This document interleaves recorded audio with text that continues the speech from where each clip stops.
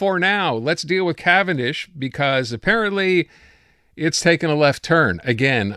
The city, which has been talking about this, and the mayor, who we've had on numerous occasions, talking about Cavendish Boulevard, and yes, it's going to happen. She promised that it would. Now it seems, technicality-wise, Cavendish may happen, that extension may happen, but cars, maybe not so much. That's the newest plan apparently being looked at now by the BAP. That's the environmental arm that will have to decide what gets done here. Dita Burku is a Côte St. Luc city councillor. She was on with Elias Makos, who, by the way, is back. Elias is back as of today from paternity leave. And the question was, okay, what's going on exactly? Because apparently now the story is that extension of Cavendish, which would include car traffic, is no longer in the city's plans or in the city's budget, to which Dita Burku said this. When it finally came to the budget for 2024, Cavendish wasn't in the budget anymore. They've removed Cavendish from the agglomeration budget. And they said, well, what happened? Oh, now we're focusing on Jean Talon. Jean Talon is not an arterial road. Jean Talon is not part of the agglomeration responsibilities. So they basically diverted the money from Cavendish towards Jean Talon. And then we find out that what they're looking for the Hippodrome, because we've had meetings with them, is alternative options that we don't feel are realistic at all, that very improvised. And you'll see, even in the Gazette article, they don't deny that the ultimate option for Cavendish is probably a tramway and a bike path. A tramway and a bike path. Well, that should certainly help take care of traffic, I think, on the Met, right? Yeah, a tramway and a bike path. I didn't hear the word car in there anywhere. And then the question was, okay, if this is a stage we're at right now, and if Dita Burku is right, and this is out of the city budget, what's next? To which she said this. Next step is to go to the provincial and federal governments and tell them very clearly that they should not be financing the Hippodrome project, because the government, public monies have already been poured into it. $50 million property. The Hippodrome was worth $50 million and is now worth over $60 million, has been given to the City of Montreal on one condition, to extend Cavendish. So there's already, the public is already quite invested, and if they're going to continue investing in housing, they've got to make that housing work properly, and they know that it's got to be through a very good mobility, and good mobility includes all modes of transit. You can't just have a tramway or a bike path. Really? Maybe a pedestrian path would be good as well. That should help get people out of cars. Rick Leckner, CJAD Wall of Fame traffic reporter on the line. Rick, we've talked about this over and over again.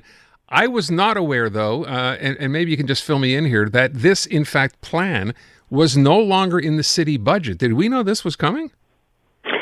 Aaron, there have been so many false starts with this thing. It's quite reprehensible. As long as I've been involved in traffic, which is more years than anybody can count, Cavendish, I started doing traffic in 1969, and we were talking about it then.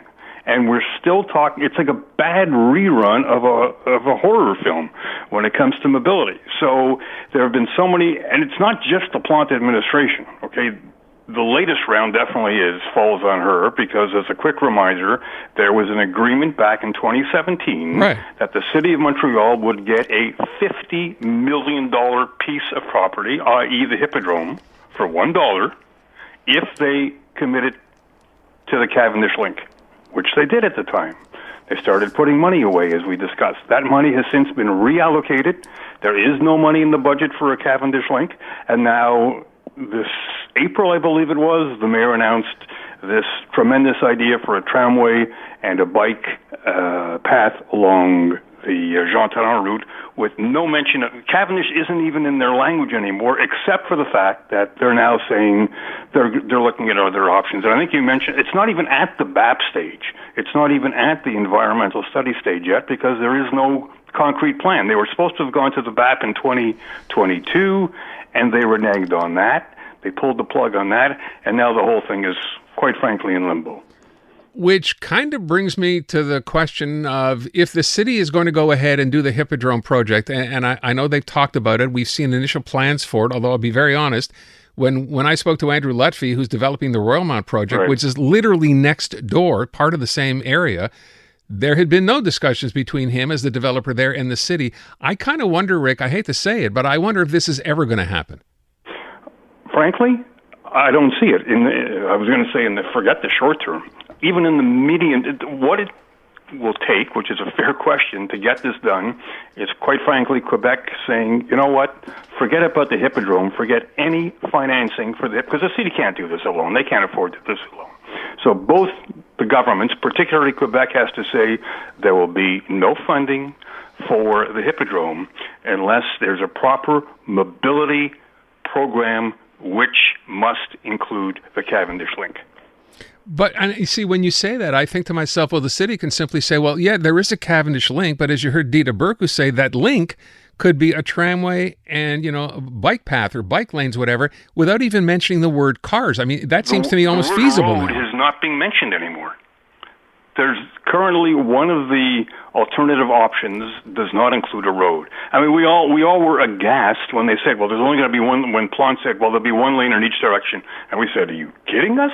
Well, there'll be a bus lane, a pedestrian lane, and a cycling lane.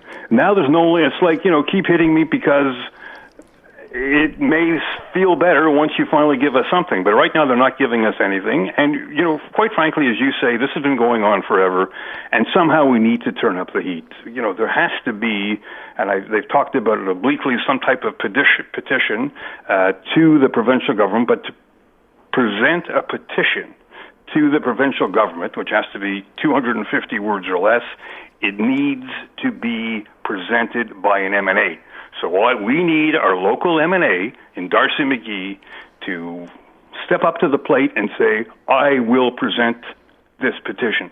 So far, that's not happening. By the way, I should mention, beyond, one city councillor or a few, municipal mayors who have sort of banded together on this, there have been different sort of branches, if you will, different organizations or businesses, all basically asking for the same thing, all of which have apparently to the city.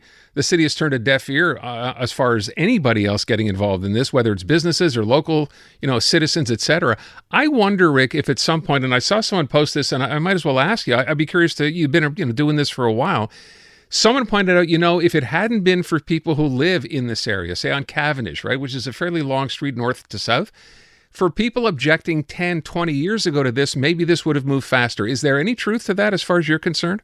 Oh, there's no question, because because at one point, even Côte St. Luc objected to it. I remember Bernie Lang telling me, may he rest in peace, this will happen over my dead body. Because there was a fear that there would be a Cavendish straight-through link, which would carry traffic right through Côte St. Luc up to Sherbrooke, and people would use that to get downtown. That's changed many times over. There's been a lot of compromises, a lot of false starts, but right now we're really at an impasse, and it needs someone to step up to the plate, as I say, and really try to make this thing happen. We have formed, as you know, a business alliance. Right. There are a lot of companies in the Namur de la Savane corridor who are backing this thing. The three mayors, Malouf of TMR, Allen of Saint Laurent, and Mitch Brownstein of Côte St. Luc have met with Pierre Fitzgibbon from the economy minister. We're waiting for things to happen, but we're waiting, and we're still waiting. So the public really needs to start making some noise. That, I hope will help. I don't want to be a cynic here, but I'm going to say what I'm sure some people are thinking already. You're talking about a provincial government that basically doesn't, when I say doesn't care, has virtually no representation on the island, so they don't do anything or don't seem to be in a rush to do anything that would be good for Montreal. I wonder if it's it's an uphill battle that doesn't get solved. It is. You're 100% right, but there's an election in 14 months. There are elections, 3 of them, in the fall of 2025. So we're 60 years and counting. If it's going to take us another year, we got to make this a serious election issue. Rick Leckner, always appreciate it. Rick, thank you. Thank you, Aaron. All right, Rick Leckner on who knows what may or may not come of this. We're going to try to, and speaking of this, by the way, I mentioned that Royalmount project, which I think now is delayed at least a few weeks. I think last time they told us it would open by the middle of August, and last I drove by, that walkway that now goes across the Décarie Expressway towards the top, now says September. So we're going to try to have Andrew Lutfi from the company developing the Royalmount project to discuss that. And the reason I bring that up is because, as I said, that's part of this whole area, that whole Hippodrome Bluebonnet area. The back of this project where Royalmount will be literally runs right into it. So imagine if they would open Cavendish, the access you would have without forcing all that traffic to come down the Met and get off at the Carry, even though they're going to be apparently widening that. They kind of go hand in hand. And to hear a developer say, the city has not even reached out with respect to what's going to happen when this is done, if we're expanding the Hippodrome project, how can it work together? I don't know. I hate to say it. I honestly really, really do. It all seems like smoke and mirrors to me at this point. It's pretty to have plans on paper and say, look, here's what it's going to look like in 18 or 20,000 housing units. You won't be able to have a car. We're going to make it an all-eco neighborhood. Yeah, it sounds great. But nothing has been done even now. They said 2025 shovels in the ground. What are we, 6 months away? Barely from 20? And there's nothing going on there. Is it all smoke and mirrors? I wonder.